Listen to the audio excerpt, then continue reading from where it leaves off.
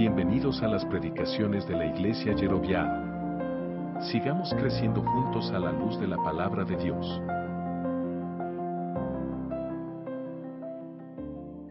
Vamos a continuar nuestro estudio en el Evangelio de Lucas.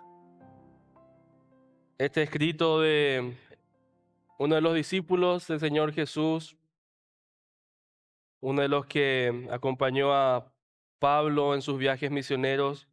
Lucas, el conocido médico, registró de una forma magistral los hechos históricos, tanto de la vida de Jesús como del inicio y la expansión de la iglesia en Hechos. Un historiador por excelencia. Así que vamos a continuar lo que él ha registrado, guiado por el Espíritu Santo de Dios en su palabra, para que quede en su palabra y quede también para nosotros. Vamos a comenzar orando y pidiendo al Señor que pueda guiar nuestras mentes, nuestros corazones para poder entender, poder discernir y sobre todo poder aplicar lo que Él quiere hablar hoy a nuestras vidas. Vamos a orar.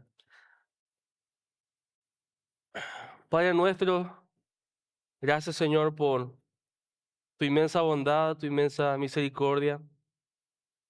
Te rogamos Señor que en este tiempo en el cual nos reunimos para, en primer lugar, adorarte Señor, reconociendo quién eres, reconociendo tu grandeza Padre, reconociendo que eres digno de toda adoración, que eres digno de todo reconocimiento, de toda gloria. Reconociendo, Señor, tu obrar hacia nosotros y respondiendo a ellos maravillados. Queremos rogarte, Padre Santo, que puedas hablar a nuestras vidas. Ahora, mientras abrimos tu palabra, mientras escudriñamos tu palabra, podamos encontrarnos con verdades que puedan confrontarnos, verdades que puedan desafiarnos, que puedan animarnos, que puedan transformarnos, Señor, porque no necesitamos motivación, no necesitamos que nos inflen el ego, necesitamos ser transformados conforme a la imagen de tu Hijo.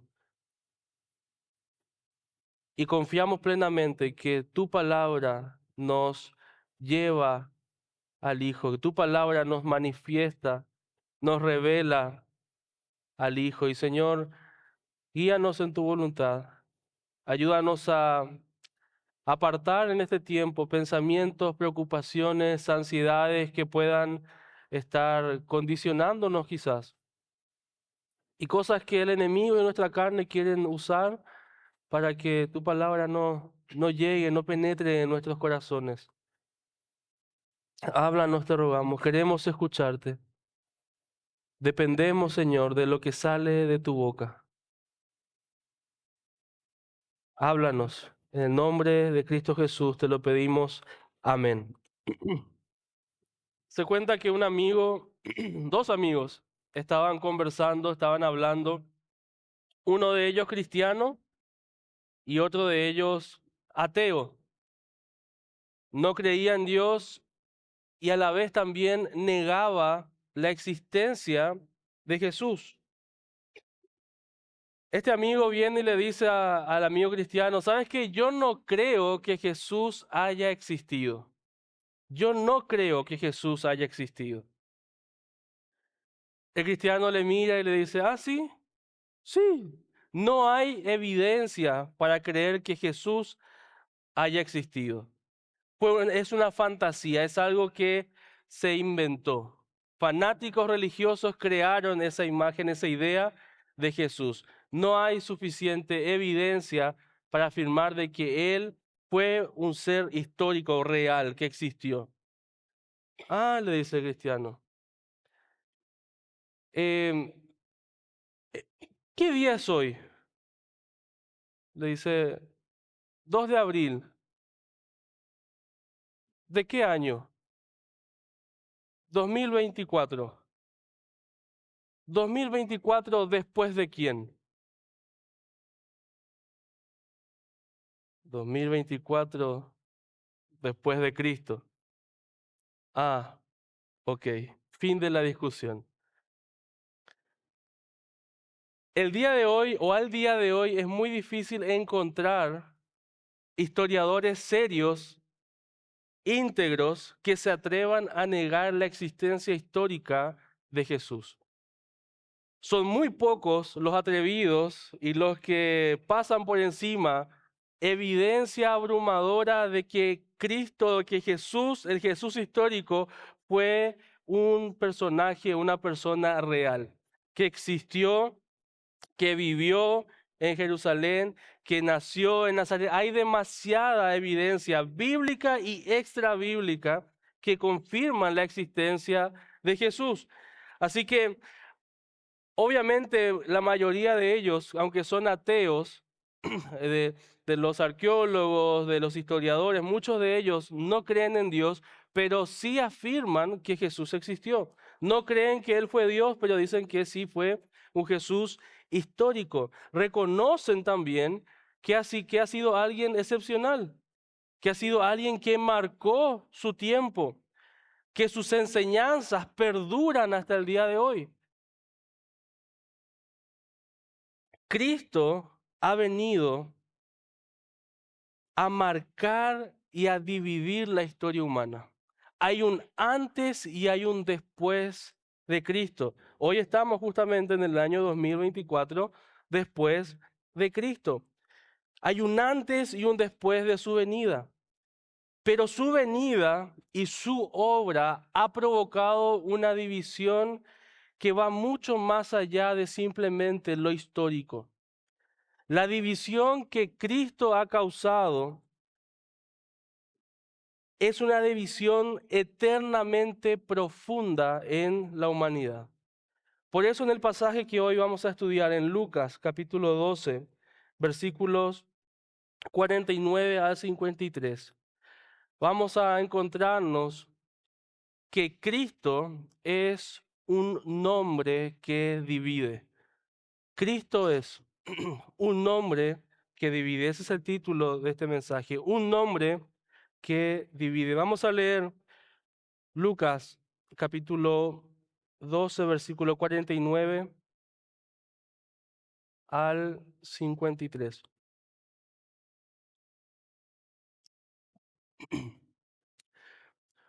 Fuego vine a echar en la tierra.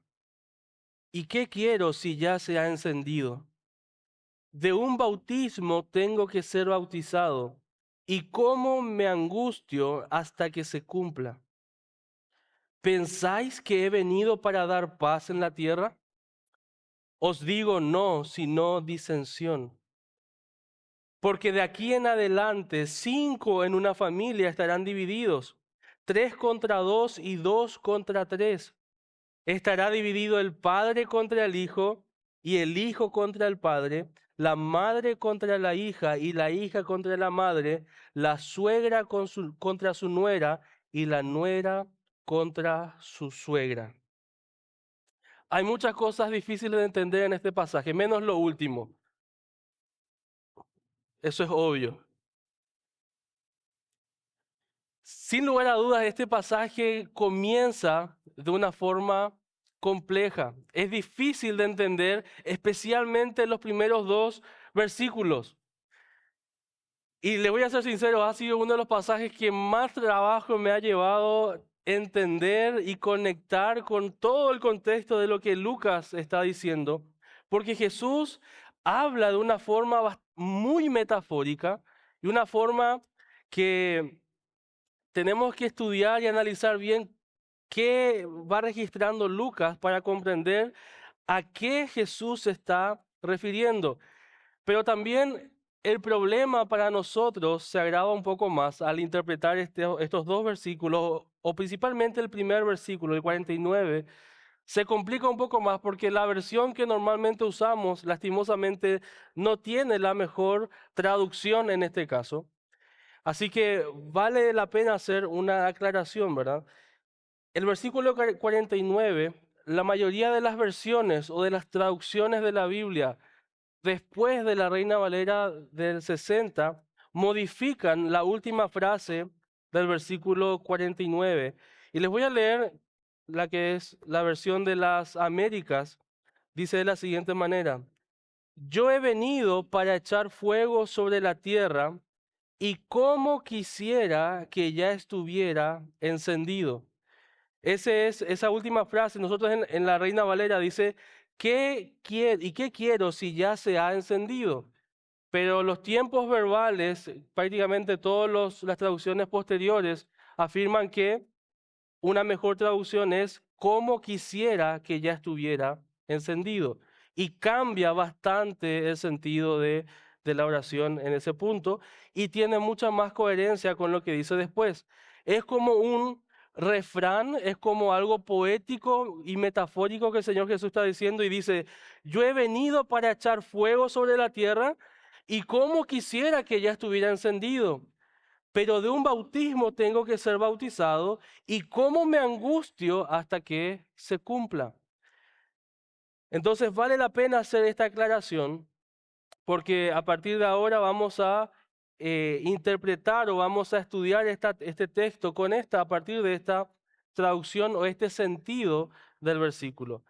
Que Jesús está diciendo, yo he venido para echar fuego sobre la tierra y cómo quisiera que ese fuego ya estuviera encendido. En primer lugar, vamos a ver que Cristo divide la eternidad. Hay un nombre que divide y es Cristo. Ese nombre produce, causa división. Y Cristo divide la eternidad.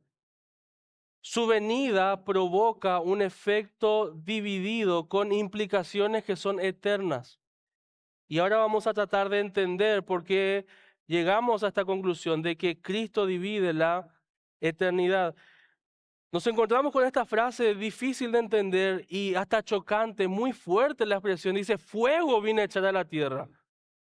No es la idea del Jesús amoroso, tierno, bondadoso, misericordioso que normalmente solemos tener. Jesús viene y dice, yo he venido a echar fuego. Vine a tirar fuego en la tierra. Pero antes de adentrarnos y de tratar de explicar esta frase, quizás en esta frase difícil de entender podemos perder un punto que es realmente maravilloso y es lo simple y lo profundo de que Jesús dijo, vine. Cristo vino. Cristo vino.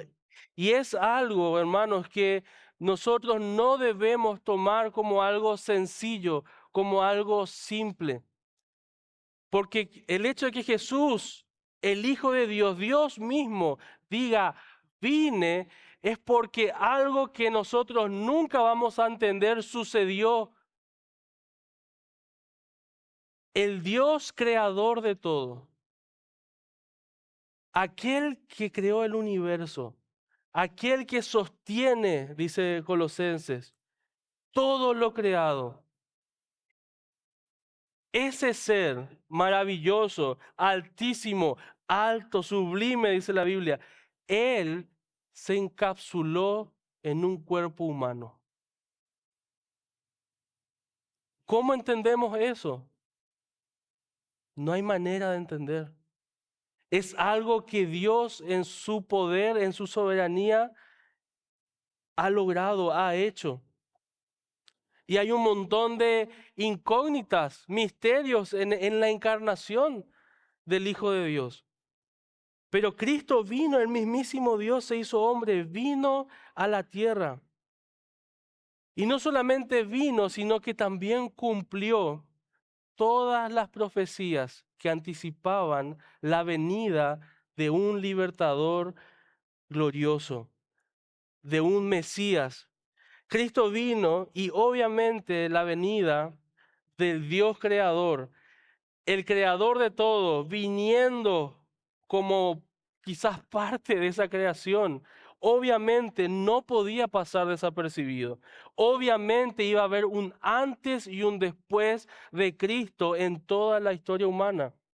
Es imposible que esa venida, por más de que muchos quieran negarla, pudiera pasar desapercibida.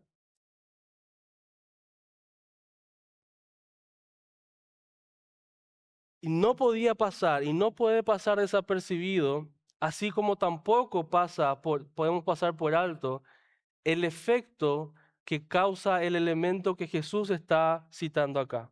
¿Cuál es? El fuego. Si hay algo que deja rastro, hay algo que evidencia y hay algo que marca un antes y un después, es justamente el fuego. Después del fuego, nada queda igual. Se evidencia dónde estuvo el fuego. Y Jesús obviamente no está hablando de una forma literal. Él no está diciendo que literalmente viene a tirar fuego en la tierra. No está hablando de manera literal, está hablando de manera metafórica. Y está aludiendo al efecto que causa el fuego. Él está diciendo, como si trayera fuego vengo a esta tierra. El mismo efecto que el fuego causa, produce, yo vengo a causar y a producir en la tierra. Y hay distintas interpretaciones de este pasaje, y eso es algo que también hace un poco más complicado de entender. Hay muchos comentaristas y hay bastantes posturas. Algunos entienden que este fuego apunta al Espíritu Santo o hace referencia al Espíritu Santo. Vemos que en varias partes de la Escritura el fuego es relacionado con el Espíritu Santo. Otros entienden que este es un fuego de prueba que perfecciona a los creyentes, a los santos. También vemos eso en la Escritura. Otros entienden que este pasaje, o que en este pasaje Jesús está apuntando a un juicio. Y es por ahí justamente por donde Lucas también viene circulando. A la luz del contexto, podemos entender en realidad y podemos, a través de algunas evidencias gramaticales y de usos de palabras que hace Lucas, podemos entender que esta idea de que Jesús viene a echar fuego en la tierra apunta justamente a este efecto que produce el fuego, un efecto que es doble, un efecto que causa efectos divididos. El mismo fuego que está encendido puede estar quemando y destruyendo algo, pero al mismo tiempo puede estar purificando otra cosa. Si ponemos el oro o un oro recién recolectado bajo fuego, o sobre el fuego, mejor dicho, ¿qué pasa? ¿El oro se quema? ¿El oro desaparece? No. Lo que empieza a desaparecer y a quemarse es justamente las escorias, las inmundicias, y ahí el platero, ¿verdad? O el joyero empieza a quitar, empieza a sacar todo lo que no está, todo lo que no es oro, y empieza a purificar el oro. El mismo fuego, dos respuestas distintas. El mismo elemento, dos consecuencias y dos efectos distintos que dependen de qué material es justamente lo que se encuentra con el fuego. Vemos que Pablo también en 1 Corintios 3, él hace esa diferencia y anima a que nuestra vida sea construida con elementos no perecederos, con oro, plata, piedras preciosas, que cuando son pasados por el fuego son perfeccionados. Y dice, no construyamos con madera, con heno, con hojarasca, que cuando pasa por el fuego hay pérdida. Esa idea de fuego es justamente del fuego que al mismo tiempo está purificando, pero deja expuesta la inmundicia. Y en realidad, como decíamos, esta expresión es bastante fuerte. No solemos asociar la idea de un Jesús que viene a decir, yo vengo a traer fuego. Él está diciendo que su venida, que su encarnación, su obra, el hecho de que Él haya venido y lo que Él va a hacer, va a provocar un efecto dividido. ¿Qué quiere decir eso? que así como el fuego, algunos van a llegar a Cristo, van a creer en Él y van a ser purificados. Pero otros van a rechazarle y van a ser destruidos, condenados. Esto es justamente lo que ya estaba anunciado en el Salmo 118, si me acompañan. Salmo 118, versículo 22.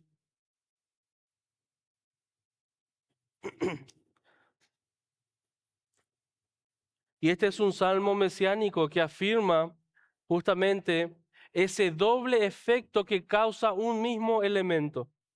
Dice el versículo 22, la piedra que desecharon los edificadores ha venido a ser cabeza del ángulo. Una misma piedra, no dos piedras, una sola, ha venido a ser para algunos desechada y para otros estimada, cabeza del ángulo. Si vamos a primera de Pedro capítulo 2, me acompañan otra vez ahí. Pedro enfatiza lo mismo y justamente cita ese mismo salmo. Primera de Pedro capítulo 2, versículo 6. Miren lo que dice Pedro de una forma tan clara. Dice, por lo cual también contiene la Escritura. He aquí pongo en Sión la principal piedra del ángulo, escogida, preciosa, y el que creyere en él no será avergonzado. Para vosotros, pues, los que creéis, él es precioso, pero para los que no creen, la piedra que los edificadores desecharon ha venido a ser la cabeza del ángulo, y piedra de tropiezo, y roca que hace caer. Porque tropiezan en la palabra, siendo desobedientes, a lo cual fueron también destinados. La misma piedra, para algunos, piedra del ángulo, fundamento, piedra preciosa, fundamental, para otros, desechada, pero a la vez, piedra de tropiezo, que los hace caer y que los aplasta. Volvamos a Lucas, pero vamos un poco más adelante, capítulo 20. Lucas capítulo 20, versículo 17. Y nuevamente hace referencia al mismo salmo. Pero él mirándolos dijo, ¿qué pues es lo que está escrito? La piedra que desecharon los edificadores ha venido a ser cabeza del ángulo. Todo el que cayere sobre aquella piedra será quebrantado, mas sobre quien ella cayere le desmenuzará. La misma piedra, para algunos valiosa, preciosa, para otros piedra de tropiezo, piedra de juicio, de condenación, de destrucción. Cristo es esa piedra. Él es la piedra del ángulo. Él es esa piedra, esa joya preciosa. Pero al mismo tiempo es esa roca que cae y está llamado y está destinado a destruir a todo aquel que no reconoce su valor, que no reconoce quién es realmente Cristo. Y Jesús usa nuevamente este elemento que produce un doble efecto, el fuego, que dependiendo del material que se ponga en el fuego es el efecto que causa. Y algunos corazones eran purificados frente a ese fuego, eran quebrantados, reconocían su necesidad de Cristo, abrazaban a Cristo, creían en Él, pero otros se endurecían.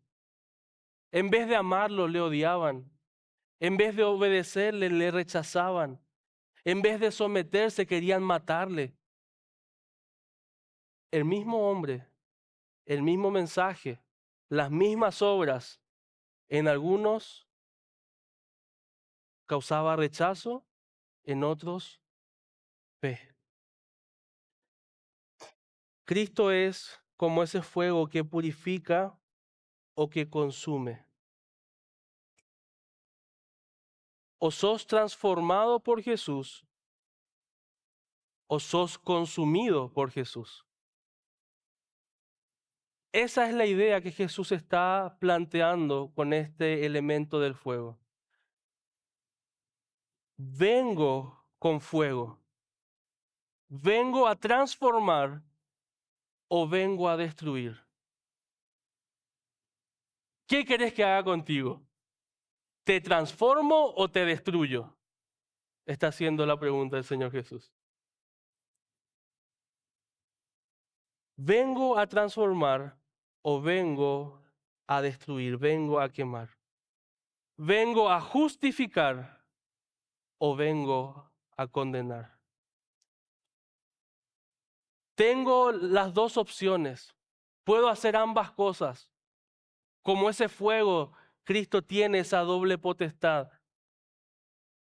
Quien decide lo que va a pasar con nosotros somos justamente nosotros. ¿Qué tipo de corazón vamos a tener frente a este fuego? Un corazón que se endurece y que quiere ser y termina siendo condenado, consumido, o un corazón que se somete y termina siendo transformado, purificado.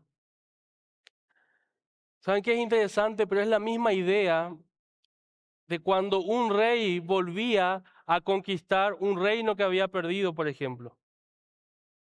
Un rey que volvía a conquistar un reino o su reino implicaba qué cosas, que en ese reino había enemigos que conquistaron ese reino y había súbditos fieles a él que quedaron en ese reino.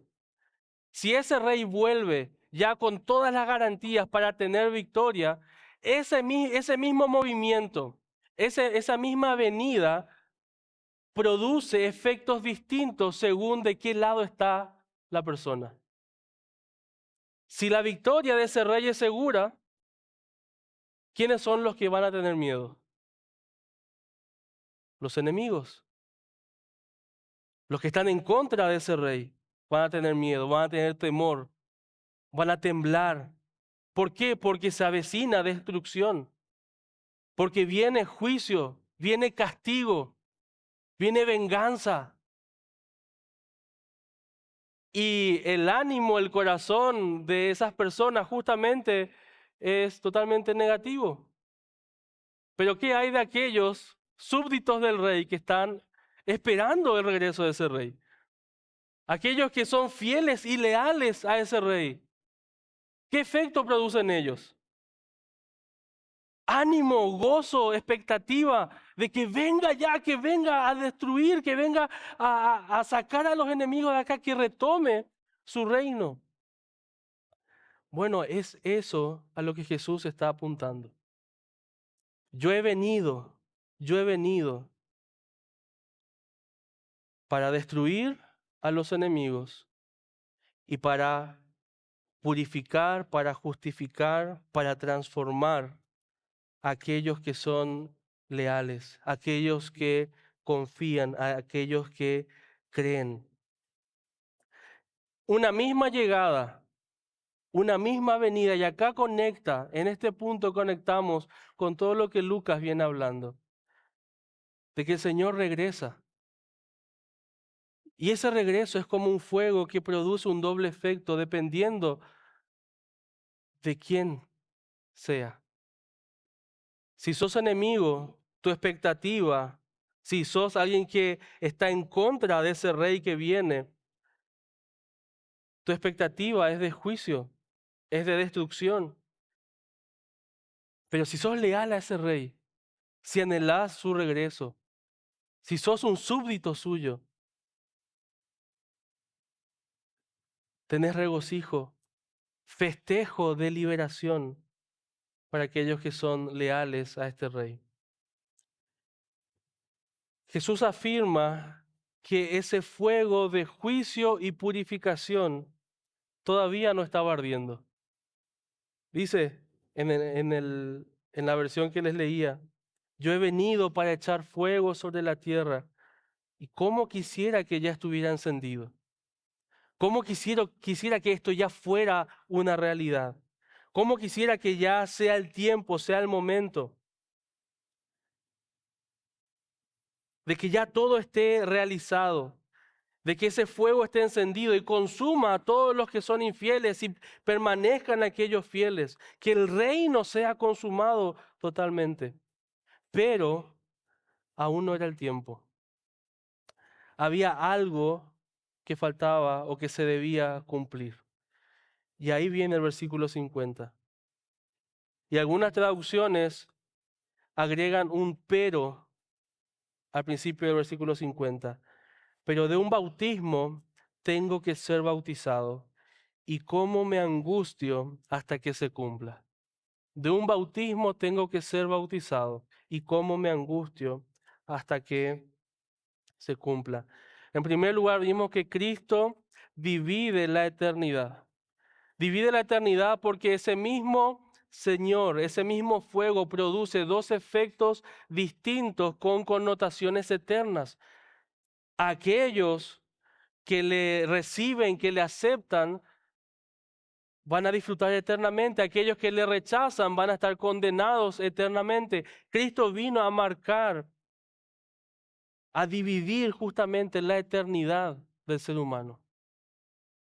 A crear dos grupos que van a experimentar la eternidad en dos realidades totalmente opuestas y distintas, pero ambas provocadas por un mismo suceso, la venida del Hijo. Y ambas en consecuencia a la decisión y a la reacción de cada persona con respecto a esa venida. A los que creen, vida eterna. A los que no creen, condenación eterna, muerte eterna, separación eterna de Dios. Cristo vino a dividir y dividió la eternidad. Pero también, en segundo lugar, en el versículo 50 vamos a ver cómo Cristo divide la humanidad. Él dice, de un bautismo tengo que ser bautizado, y cómo me angustio hasta que se cumpla. ¿De qué bautismo está hablando Jesús? ¿Acaso ya no fue bautizado? Ya estudiamos los primeros capítulos de Lucas, hace varios meses atrás, estudiamos que ella fue bautizado. ¿Por qué está diciendo que hay un bautismo que queda pendiente? ¿De qué tipo de bautismo está hablando? Bueno, tenemos que entender que la palabra bautismo significa sumergirse, ser cubierto. Y si vamos a Marcos para poder entender y poder argumentar qué entendemos sobre esta expresión de Jesús, él usa la misma expresión en Marcos capítulo 10, versículo 37. ¿Y se acuerdan de ese momento donde vienen Juan y Jacobo a pedirle a Jesús que se acuerde de él y que de ellos y que le ponga a uno de un lado y al otro del otro lado cuando esté en su reino? La respuesta de Jesús, versículo 37, dice, ellos le dijeron, concédenos que en tu gloria nos sentemos el uno a tu derecha y el otro a tu izquierda. 38, entonces Jesús les dijo, no sabéis lo que pedís. ¿Podéis beber del vaso que yo bebo? ¿O ser bautizados con el bautismo con que soy bautizado? ¿A qué se estaba refiriendo Jesús? ¿A qué bautismo estaba hablando? ¿De qué copa estaba hablando? Él estaba hablando precisamente de la misma copa por la cual estaba clamando en el huerto de Getsemaní, diciendo, si es posible que pase de mí esta copa. Está hablando de ese bautismo de sufrimiento, ese bautismo de padecimiento que él iba a experimentar.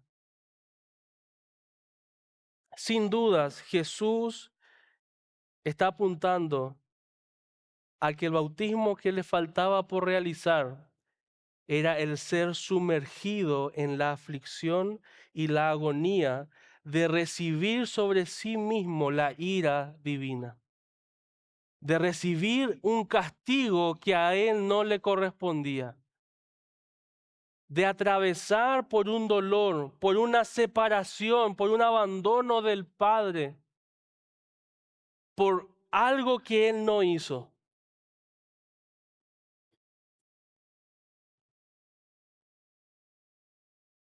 Él está hablando de ese bautismo de aflicción, de dolor. Era beber la copa de la ira, esa copa amarga, la copa de la ira en lugar de los pecadores. Esa copa que vos y yo teníamos que haber bebido. Ese bautismo que vos y yo teníamos que haber experimentado. Justamente por nuestros pecados, de manera justa. Jesús está diciendo, antes de traer ese fuego de juicio que divide, Él mismo pasaría por un fuego de juicio para pagar los pecados de todo aquel que cree. Y nuevamente Jesús nos deja ver su humanidad acá. Él afirma, de un bautismo tengo que ser bautizado. ¿Y cómo me angustio hasta que se cumpla? Jesús daba por hecho esa obra en el Calvario. Como hombre, Él obviamente se angustiaba por esa realidad. Se angustiaba por no solamente lo que iba a implicar el dolor físico, el dolor emocional como ser humano, sino la realidad espiritual de que Él iba a ser convertido en pecado, que Él iba a ser maldito, el santo convertido en maldito, el justo recibiendo un castigo como si fuese injusto. Un intercambio para que los injustos pudieran tener oportunidad, para que los injustos pudieran ser purificados, pudieran ser justificados. Sin este sacrificio, sin esta entrega, era imposible que haya un grupo de personas que fueran purificadas por este fuego. Sin este sacrificio, la única opción es que todos hubiéramos sido consumidos por ese fuego. Todos merecemos la misma condenación. Todos somos pecadores. A todos nos corresponde el castigo y la ira divina. Pero gracias a que Cristo se sumergió en ese bautismo de dolor, de aflicción, en tu lugar y en mi lugar, hay oportunidad para todo aquel que cree. Hay oportunidad de ser purificado, de no ser eliminado, de no ser consumido por ese mismo fuego. Ese sufrimiento que iba a experimentar el Hijo de Dios era también el hecho de hacerse pecado y de experimentar el abandono del Padre. Y resuena hasta hoy ese eco, Padre, ¿por qué me has desamparado? El propio Padre no pudiendo mirar al Hijo cargando todo pecado.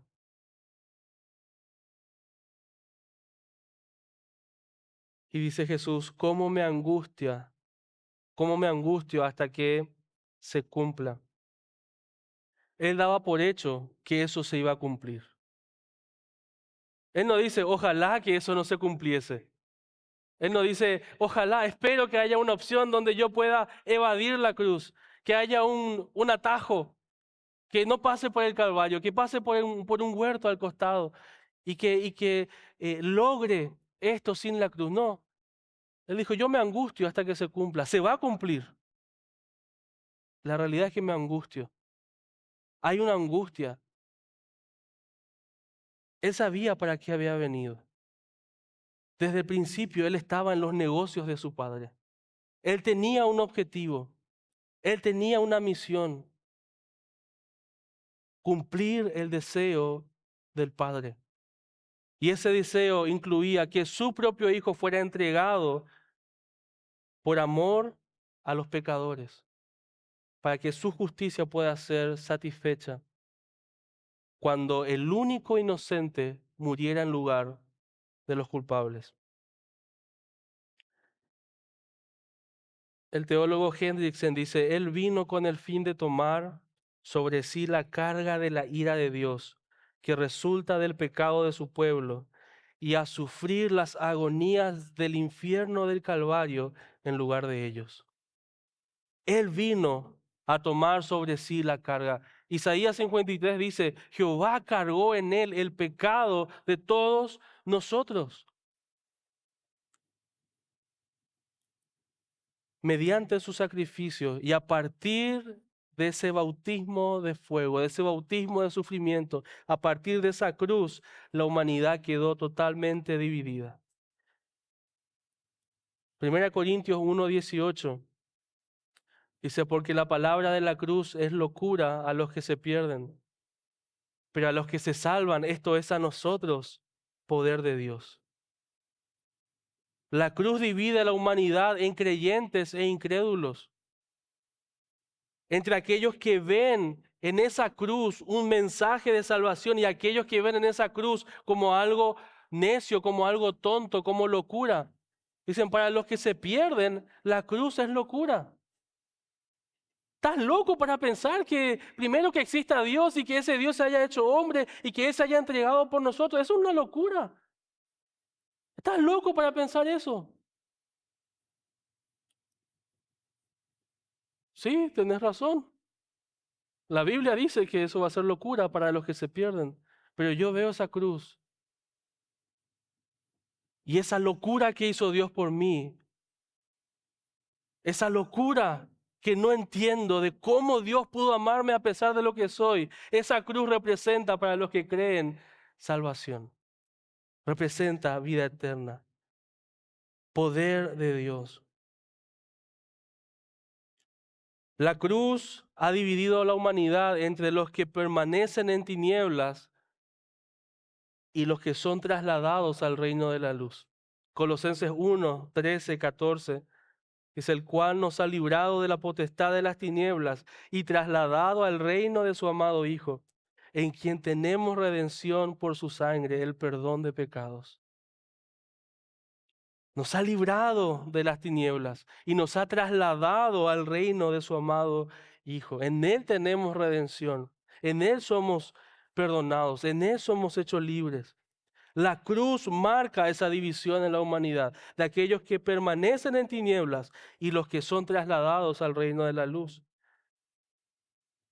La cruz divide a la humanidad entre los que están espiritualmente vivos y los que están espiritualmente muertos. Romanos 6:23, porque la paga del pecado es muerte, pero la dádiva, el regalo de Dios es vida eterna en Cristo Jesús, Señor nuestro.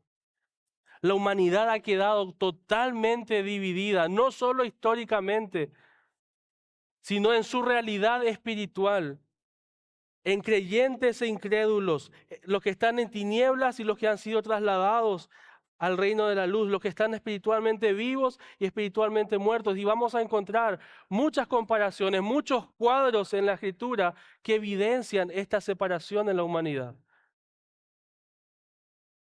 Cada una de ellas a partir de la cruz. Y no podemos continuar sin hacernos la pregunta y sin hacerte esta pregunta. ¿De qué lado estás? ¿De qué lado estás? ¿Es uno o lo otro? No hay término medio. No hay un punto medio.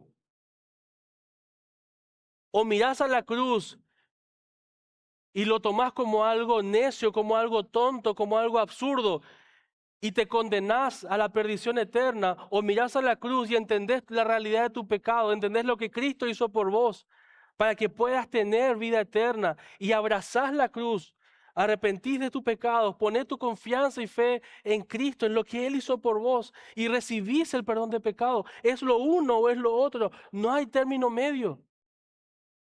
Hay solamente dos grupos en esta humanidad. No estamos diferenciados de forma profunda por términos sociales, por términos económicos, por términos políticos. La división más profunda que existe en la humanidad es si estás muerto o estás vivo espiritualmente. Y es este punto el que tenés y necesitas definir. ¿Qué voy a hacer con Cristo? Si Cristo vino, si Cristo es real, si Él padeció por mí, si Él vino a traer fuego, un fuego que me puede santificar, un fuego que me puede purificar y hacer acepto en su presencia, ¿qué voy a hacer? ¿Qué voy a hacer? ¿Voy a rechazarle y permitir que me condene? Eso queda en cada uno. Es tu responsabilidad delante de Dios. ¿Qué vas a hacer con Cristo? ¿Qué vas a hacer con Cristo? En último lugar, Cristo no solo divide la eternidad, Cristo no solo divide la humanidad, Cristo divide nuestras vidas.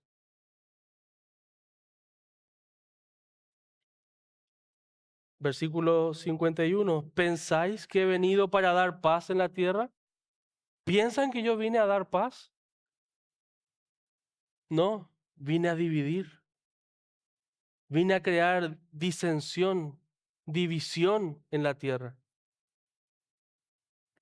Es interesante que lo primero que hace Jesús acá es quebrar nuestras falsas expectativas, crear las falsas expectativas de aquellos judíos que estaban esperando un Mesías falso, un Mesías que no se ajustaba a lo que la Escritura revelaba, un Mesías que ellos mismos crearon, un Salvador que ellos anhelaron.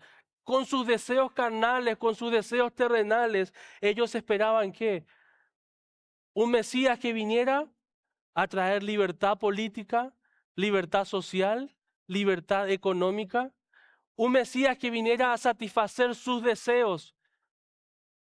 Ese era el Mesías. Y ese sigue siendo el Mesías que muchos judíos siguen esperando.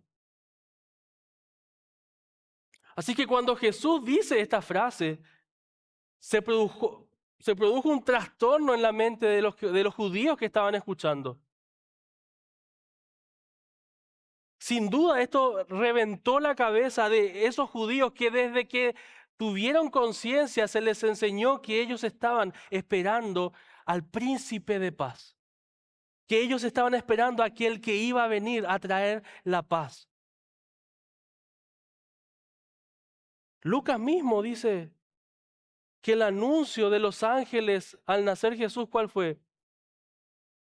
Gloria a Dios en las alturas y paz en la tierra para con los hombres. Lo que Jesús está diciendo es totalmente contradictorio. Desde pequeño se le enseñó a un judío que el Mesías iba a venir a traer juicio a todos los enemigos de Israel y paz para ellos, prosperidad para ellos, un reino perfecto para ellos.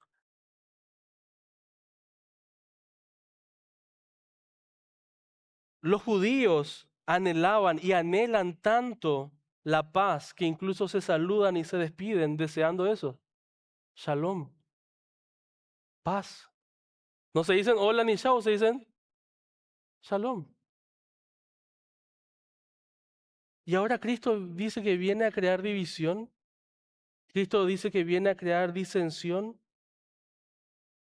¿Cuál es el problema? El problema es que ellos tenían una visión terrenal, carnal del Mesías. El énfasis del libertador que ellos tenían era terrenal, era económico, era social, político. No podían entender cómo si el Mesías había venido todavía ellos seguían bajo la opresión romana. ¿Por qué no destruyó a los romanos? Y es que el énfasis de la Escritura, hermanos, el énfasis del libertador y del reino que ese rey prometido venía a instaurar, siempre el énfasis siempre fue principalmente espiritual, apuntando a una patria celestial, a un nuevo mundo, no a este mundo, no a este mundo. Cristo no vino para lograr la paz en este mundo, porque en este mundo, hermanos, es imposible que esa paz sea posible. Es imposible, valga la redundancia. Esta tierra, en esta tierra no hay opción de paz. No hay opción de paz. El Señor mismo lo advirtió, en este mundo van a tener ¿qué? Aflicción. En este mundo van a tener aflicción. Y tenemos que tener cuidado de no poner nuestras esperanzas en un mundo que mejore, en un mundo donde se viva la paz que solo Cristo promete en un nuevo mundo, en una patria celestial.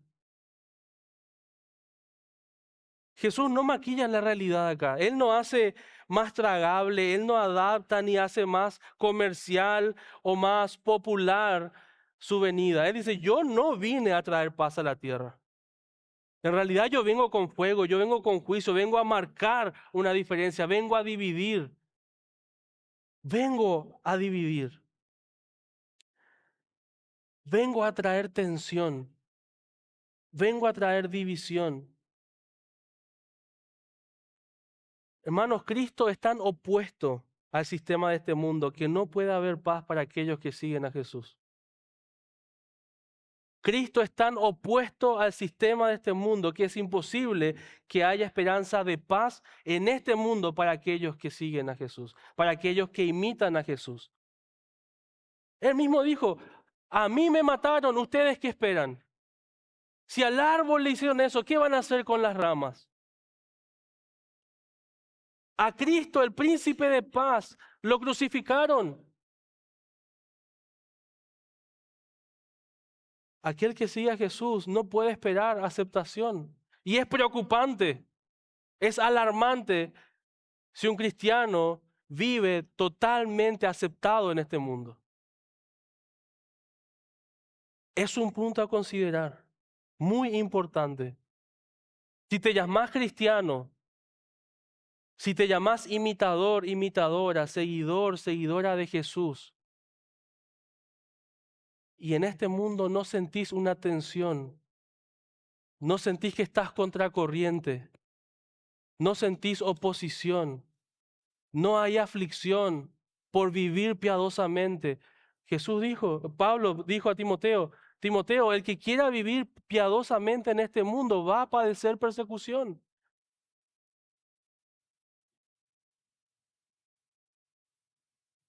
¿Cristo vino a traer paz? Sí, claro. Él vino a traer paz con Dios. Vino a traer la oportunidad de que vos y yo tengamos paz para con Dios. Estableció el escenario y la oportunidad para que haya paz entre personas que disfrutan de esa misma paz de Dios. Entre nosotros, aquellos que hemos gozado, que disfrutamos la paz de Dios, la paz es posible. Pero no en este mundo. Es imposible que haya paz entre un creyente y el mundo. Una persona que pone su confianza en Cristo, una persona que busca vivir conforme a la voluntad del Señor, se encontrará con oposición, se encontrará con burlas.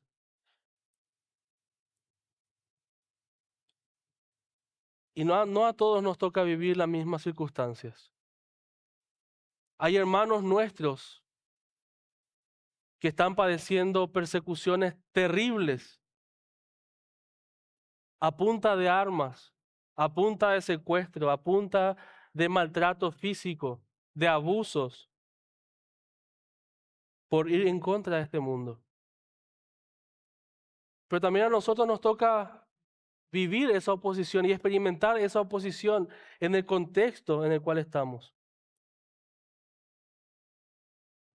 El que quiera vivir piadosamente va a padecer persecución. Y no solo habrá quienes se opongan, sino también habrá quienes quiebren relaciones con nosotros. Quienes ya no quieran saber nada, no, vos cambiaste, vos ya no sos el mismo desde que te vas allá, te lavaron la cabeza. Sí, me lavaron la cabeza, gracias a Dios me lavaron la cabeza y el corazón y necesitaba lavarme todo eso. Ya no te acepto, salí de acá, ya no sos de los nuestros y no, ya no sos. Y acá el pasaje habla de eso. El mensaje del Evangelio, la venida y la obra de Cristo es tan radical que puede dividir las relaciones más profundas que el ser humano puede tener. Y Jesús menciona esas relaciones más profundas que hay. Va a estar dividido, versículo 53, el padre contra el hijo contra el padre, la madre contra la hija contra la madre, la suegra contra su nuera, la nuera contra su suegra. Las relaciones más especiales, más profundas, justamente son perjudicadas por lo drástico, por lo radical que es el Evangelio. ¿Sabes qué está diciendo Jesús acá?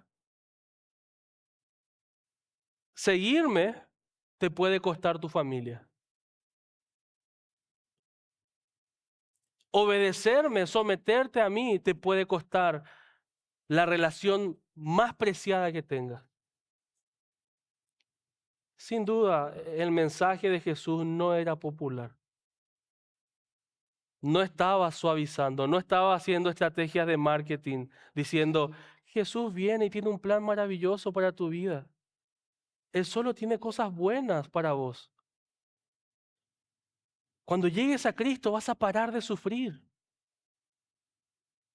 Cuando llegues a Cristo todo va a cambiar, todo va a mejorar, todo va a ser color de rosa. No sé de dónde sacan eso, si el mismo Cristo que ellos dicen predicar dijo algo totalmente contrario. Yo vengo a crear tensión, yo vengo a crear disensión, división, aún en las relaciones más profundas de la vida del ser humano, en nuestras vidas. Él viene a crear esa tensión. Acompáñame al pasaje paralelo de Mateo 10:34. Y Mateo incluye una porción después del mismo texto, Mateo capítulo 10, versículo 34. Acá Mateo registra las mismas palabras de Jesús, pero registra algo más que Lucas no registra.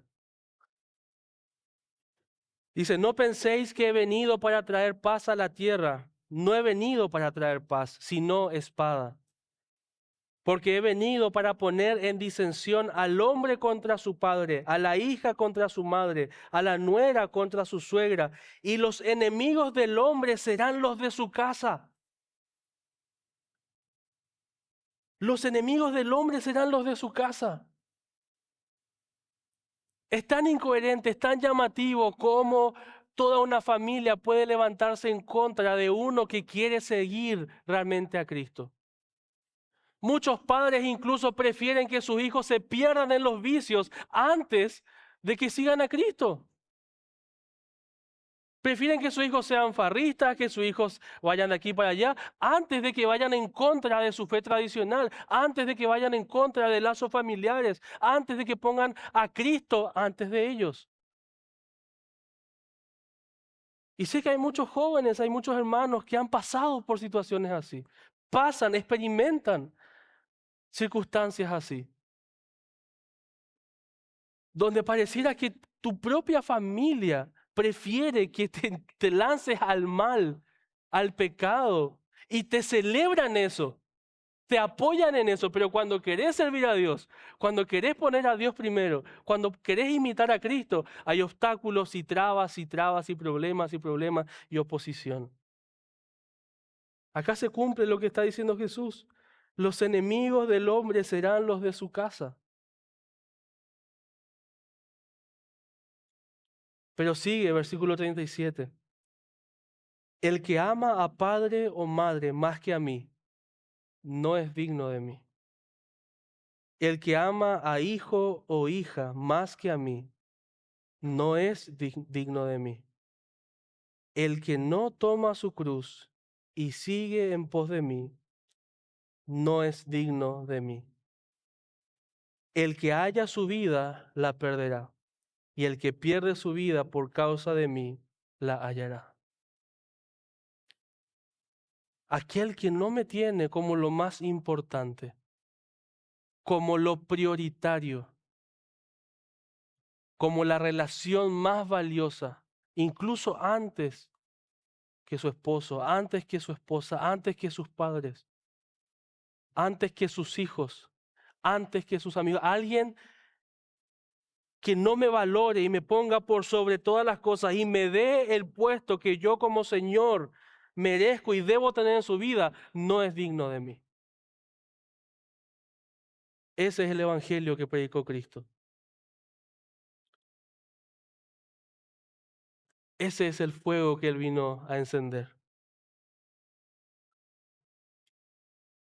Cristo provoca división y tensión respecto a nuestra vida terrenal. Él vino a dividir la eternidad, la humanidad y nuestra propia vida. Y a lo largo del capítulo 12 hemos visto, y vamos a conectar rápidamente, solo para mencionar Lucas 12, 4 al 5, vemos la tensión que produce Cristo entre el temor a Dios y el temor a los hombres. Esa tensión que hay ahora en el creyente de agradar a Dios o agradar a los hombres.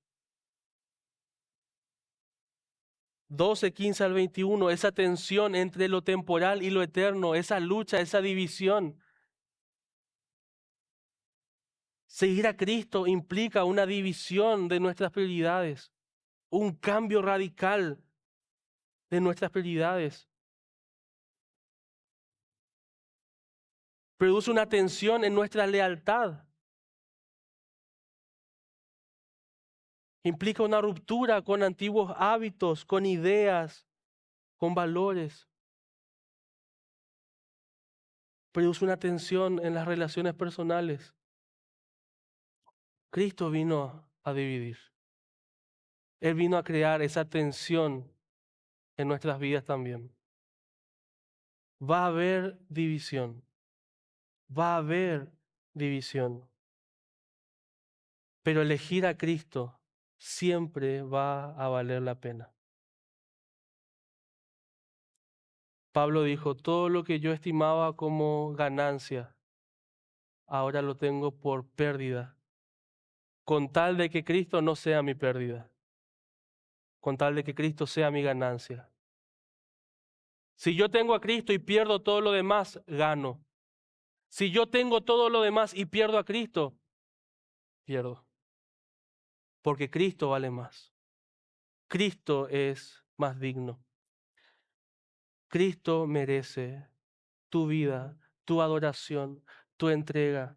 Él vino a dividir la historia. Él vino a dividir la eternidad. Él vino a dividir la humanidad. Vino a dividir nuestras vidas.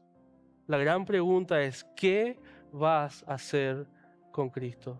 ¿De qué lado vas a estar? Y esa es una respuesta que vos tenés que dar delante de Dios. Vamos a orar.